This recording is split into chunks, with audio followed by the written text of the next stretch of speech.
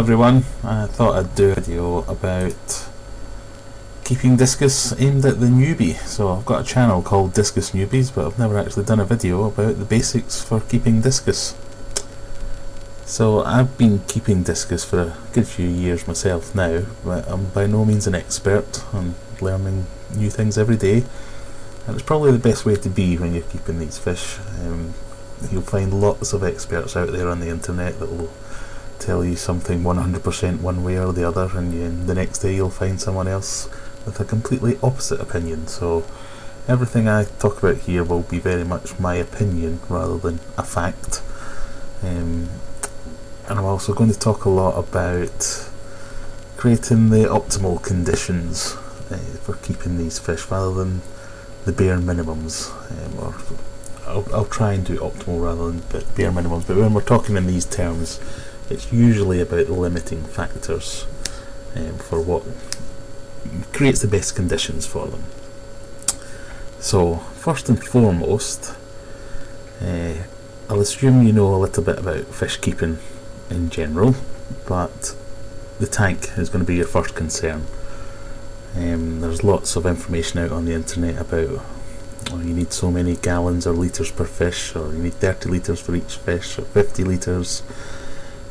It's true to an extent, I guess. I always operate on the premise to provide more than you think you'll need.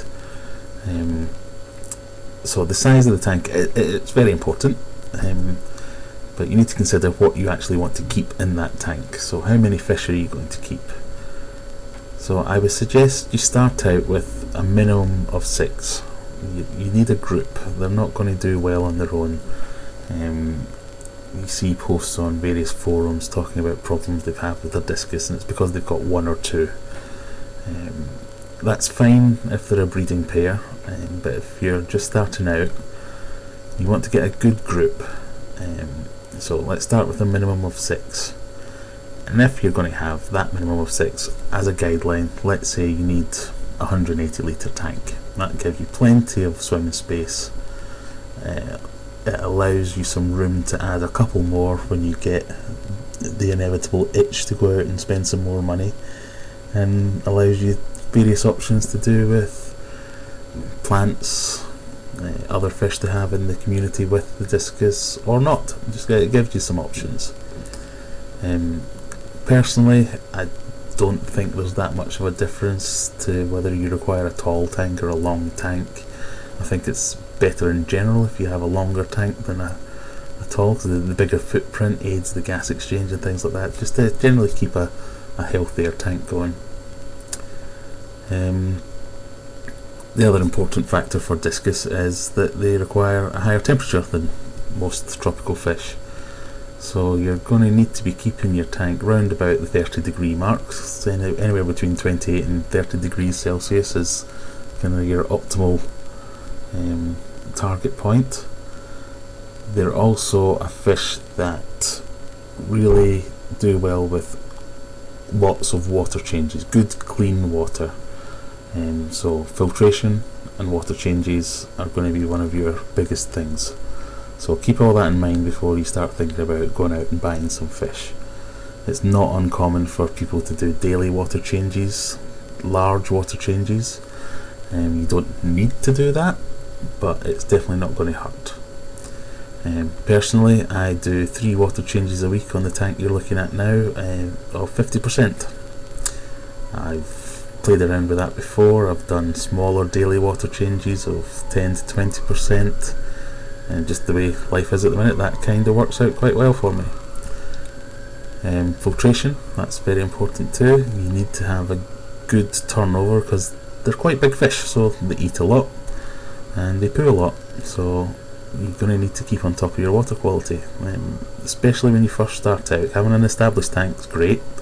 If you don't, just keep an eye on your water quality. Do plenty of water tests until you get a good stable environment for them.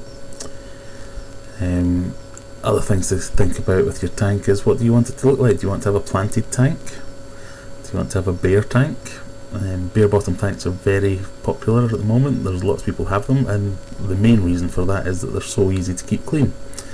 So if you see a planted tank like this, there's lots of places for detritus and old food to hide away and rot. It's hard to get in and clean in amongst everything. Bare tank, you can see everything, so you can easily scoop it out or siphon it out when you're doing your water changes. The decorations there are also important if you want to keep pigeon blood fish. They're prone to peppering, so they get little black spots on them, which is fine. They're perfectly healthy. It's just a bit unsightly to some people. So you wouldn't want to have lots of dark decorations. Like my tank would be no good with pigeons. It's probably too dark. Plants themselves are good, but like I say, it's hard to keep the tank clean, but then again they do suck up a lot of nitrates and help with your water quality, so there's a balance there to be played off against each other. But it's really down to personal preference. So if you think first, what do I want my tank to be, or what do I want it to look like, then you can start to plan around it. The next thing you probably want to think about is the fish themselves. So what kind of fish do you want? The two main choices are, do you want wild fish or domestic fish?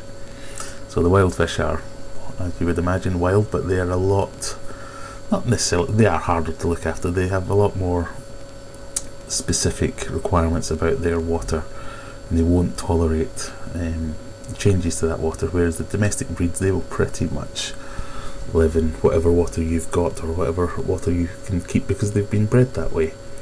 The domestic breeds, strains rather, usually the Asian bred fish which are imported in, or possibly the stinker line from Germany, and they each have their own qualities. Stinkers are raised in pure tap water, and very hardy fish. Lots of people do well with them. The Asian breds come from, depending on the farm they come from, or lots of different qualities, but there's quality across the board there. I'd advise go and have a look at some pictures and see what ones you fancy. Go and visit some local breeders if you've got any, and choose your fish out. I mean, that's also quite important to look at the fish that you want. If you've got somewhere local, go along, talk to a breeder, ask your questions, have a look at the stock, see what they've got, see if they look healthy. You're very unlikely to find any good quality healthy discus at a local fish store, but you never know, they might be supplied by one of the big breeders. So I know in the UK here we have some of our breeders supply quite a lot of local pet stores, so those guys are pretty lucky, whereas others have to go to specific breeders. But you find these guys' contact details on forums and Facebook and things like that. It's advisable to stick to a breeder, so if you get one, be nice to them. They can be a very useful resource, and they'll help you look after your fish and get you out of trouble if you come into any problems. But it also helps you avoid any health issues when you mix fish from different sources, because that's one of the main reasons you will run into problems, whether it's illness or something along those lines. So if you stick to one breeder, get all your fish from one place, that's really the best start you can get. If not, if you get them from lots of different places, quarantine is really the most important thing you've got there. So you want to quarantine your fish. I mean, that's probably a video in itself, how to quarantine successfully and what to do.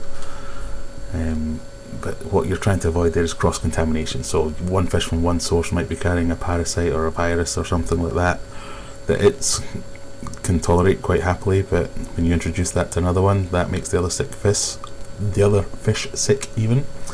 And you get things like what they used to call the Discus plague, or cross-contamination. You'll see it referred to on the internet quite often. It can be treated. It's hard to treat, and you possibly lose some fish this way. It's not ideal situation, so quarantine. That's the go-to watchwords there. So let's assume you get your discus, you're quite happy with them. Do you want to have any other fish in your tank with you? So you can see from my tank I've got lots of tetras. You'll see some stir-by corridoras down there.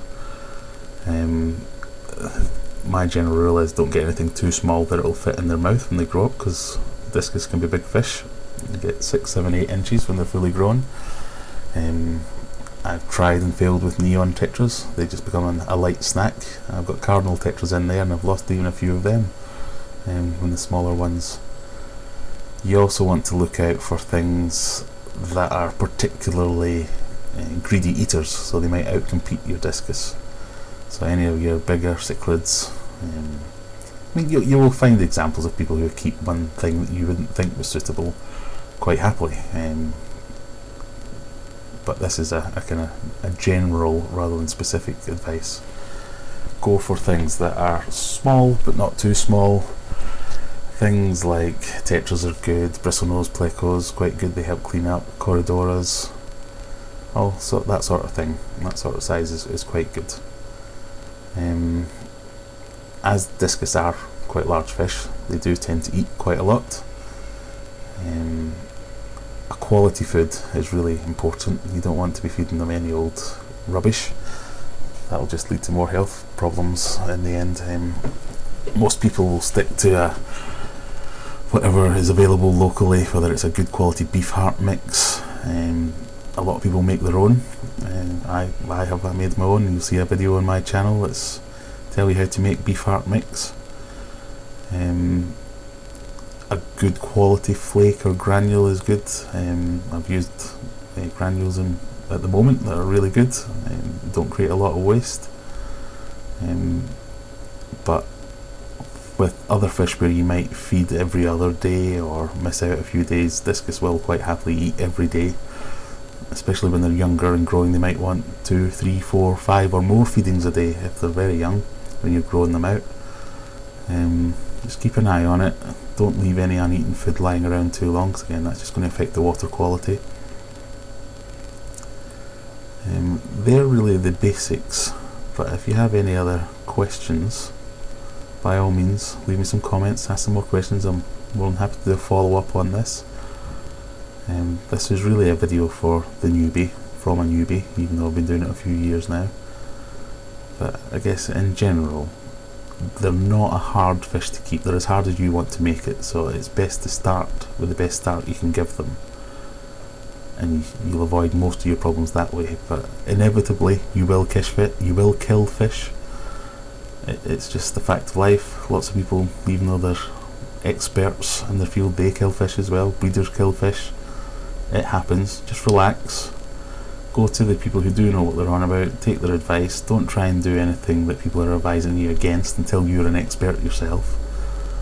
You want to look after these fish, and they're not cheap, they're expensive, but basically the watchwords are good water, good food, good fish stock to begin with, and you won't go far wrong.